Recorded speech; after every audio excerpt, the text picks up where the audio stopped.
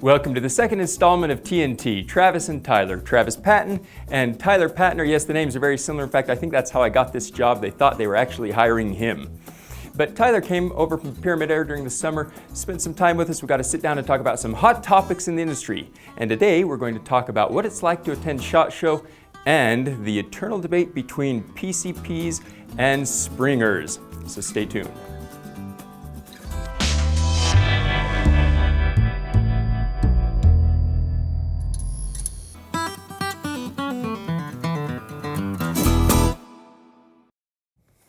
So SHOT Show is just this incredible 4 days of being lost constantly. I was wondering where you were going with that. I mean, Yes. it's wandering around. It's one of the worst laid out shows I've ever been to. It's unbelievable. It really is. I mean, they got numbers, Yeah. but they don't correspond to anything. Right. And so you can't work out a grid or anything. I mean, Ryan, the president here, he can just figure out, oh, well, here's the number. Oh, well, we got to go. I have no idea how That takes talent. It really does. It's supernatural or something, Yeah. because there's no way you can figure out where any freaking thing is in that whole show. I would agree, yeah. That's definitely one of them. I spend 3/4 of the time looking for a booth. Yeah. I mean, you could see 10 times as much. It's a lot of late nights. Math may not work there, but It's cool. I mean, at the end of the day, it's really cool. It's great to get to see, handle, touch, feel all the new stuff and all the exciting stuff, or sometimes not so exciting stuff that people think are exciting. It's also it can also be a trial in wading through the BS, right? In that the question on everybody's mind when there's some new product you're looking at is like, so when's it going to be available? And they tell you like it'll be out in April, and you're like, really April or like June, April? I mean, well, that's the worst part about it, is you don't know whether to really get excited about something because you don't know if it's ever going to come out. There have been a few of those. I will say a few. I mean, it all the time you come up across things. Okay, this is coming out, and a year later it's not out. And I'm not thinking of one thing in particular. I'm thinking that this just happens. There are three things I can think of where that's happened, and nobody will ever know the real reason. Like, I don't even know the real reason. One of them, I know the real reason why it never happened. But most of the time, it's like, it can be, for a lot of companies, a place to gauge interest, which I kind of despise, right? And it's like, don't bring something out unless it's a viable product, or you think it's a viable product. If you get horrible feedback, then don't bring it out. But, yeah, no, that's But don't definitely... get the feedback by saying, look, we've developed this and it's coming out. Right. Say, hey, this is under development. We're kind of gauging interest. Like, just be honest about it, and people will tell you what's what. And I think a lot of people forget, like, it is an industry-only show. So you're dealing with, it's business to business. It's not, me as an individual. I get to go around and see some things that we don't sell at Pyramyd Air that I get really excited about, But for the most part, it's like you're trying to get the stuff done because you're going to review it later that year, or walk around and kind of meet people so that you can make a connection, and then work with that company in the future, things like that. So it's a lot more like, I think, professional than people maybe have this image that it's Vegas and you're like partying till 4 a.m. And I mean, that happens from time to time, but it's not. Yeah, I mean, you're worn out. I can't do it every night. You're worn out for walking 10 hours a day. Yeah. And being on your feet talking to people. I mean, there's the SHOT Show, this was the first year, 2019 SHOT Show was the first year I got the SHOT Show flu, where I flew in and I was like kind of getting a bug, and then it just was. Yeah, after the end of 4 days, and everybody's sick afterwards. Yeah, for sure. It's, like I said, it's good fun, but it's also, it's hard work. And the problem is you can't go in and the problem, you can't go in and, buy things on a deal. True. That was my, my brother says, okay, well, I've got a buddy, he goes in and buys, you can't do it. Well, you can't physically take it home with you. I will tell you one of my favorite parts about SHOT Show, folks. We may be getting inside tips here, pro tips. It says it on the shirt, Insider. It's spelled wrong for those of you that didn't realize. They'll get that fixed one of these times. Never.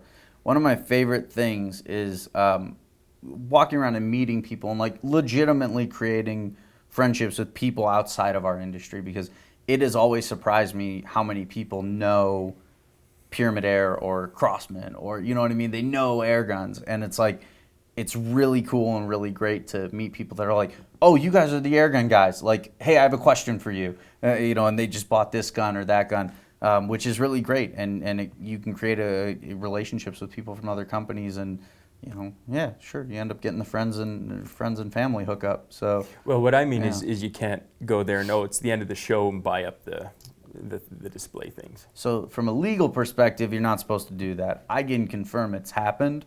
I've never had anything I wanted so bad that it was like, give me this now.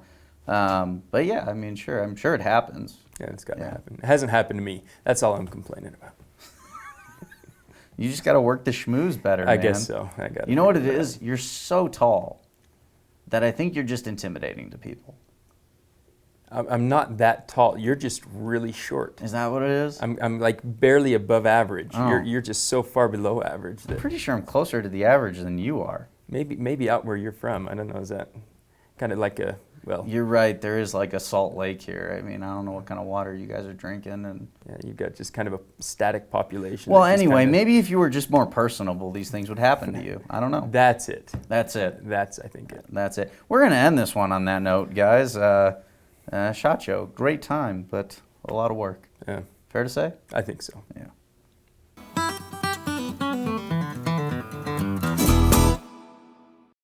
That is a touchy question, isn't it? Very, yeah, you're going to offend somebody. Now, part of this, I think, you know, what we'll get is, you know, when we've done a few PCP reviews, you know, people say, well, we'll get some affordable springers on there for the rest of us who can't afford a high-end PCP. So there's that aspect of it. Mm-hmm. But you're also involved with, you know, Field Target where there's some really serious Springer shooters there, right? Yeah, absolutely. But you're not going to see a like $100 or $200 spring gun, gas piston gun, whatever, competing at a high level in Field Target. But in general, look, it's so tough to answer that kind of a question because it's personal preference at the end of the day, and personal preference is sometimes dictated by budget. We all wish it wasn't, but sometimes it is. So, you know, for me, I enjoy shooting PCPs way more, but I also recognize that shooting a Springer gas piston gun is a lot more rewarding in terms of you being a quality shot. You know, if you can hit a target with a Springer gas piston gun, you could do it with just about anything. So that's the way I look at it, at least. I mean, I know you're a big Springer guy, so you know, I'm kind of curious on where you fall. Yeah, I think part of it is that, you know, you say it's personality. Some of it is budget, but there's the, you know, I'm kind of at the personality where I like to not have to worry about anything. It's like I just pick up this gun and go. Yeah. Right. I mean, if I want to do some long range shooting, I pick up a PCP every time. But to go out in the backyard, it's almost always a Springer. You know, I pick up my R9 or my R7 and go out and just knock some cans around. To me, that's just relaxing. I love the self-contained nature of it. You know, the feel of it. I mean, I shoot a lot of PCPs and shoot PCPs more than Springers. Sure. But if I have to go and grab a gun to go shoot in the backyard, it's a Springer every time. Absolutely nothing wrong with that. Yeah, I think it's, like I said, a lot of it's dictated by personal budget. I think a lot of people get wrapped up in the whole like, well, which one should I buy? Well, I have $300. What should I buy? And you're like, a PCP is not just going to cost you $300. I mean, like a Seneca Aspen, right? That's going to be a $400 gun, and it's $400, but that's one of one. I don't think it's necessarily easy to translate between the two, you know? And the other thing is, you know, you pay $400 on a Springer, and you get a top of the line Springer. Absolutely. That'll last forever. Yep. You know, you pay $400 for a PCP, and you're getting kind of the entry level stuff. And then, like you say, you've got a pump or a tank or something on top of that. So, sure. So yeah, I think there's still a strong place for. There's a place for Springers. both. Absolutely, absolutely. Thanks for watching this episode of TNT. If you've liked it, make sure to give us a like and subscribe to both channels. We appreciate that, and it'll make sure you won't miss any upcoming videos. Next week, Pyramyd Air is going to put out a video on their channel to continue the conversation. If there are more topics you'd like us to discuss in future sessions, put them in the comment section below, and we'll see you next time.